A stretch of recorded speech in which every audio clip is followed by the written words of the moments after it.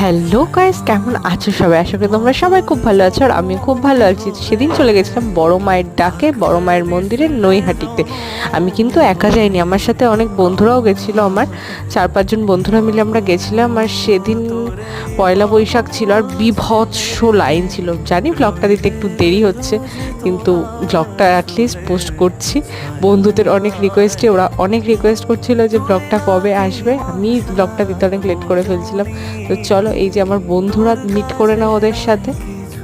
আমরা কিন্তু অনেক ভোর ভোর গিয়ে লাইন দিয়েছিলাম, কিন্তু তাও অ্যাটলিস্ট দেরি হয়েই গেল। আমরা পুজো দিয়েছি বলতে এমনি যে পুজো দেয় সেটা দিয়েছি, অঞ্জলি দিতে পারিনি। তোমরা যারা দিতে চাইছো তারা ভোরবেলার মধ্যে চলে যেও, হয়তো অন্যদিন এত ভিড় হয় না।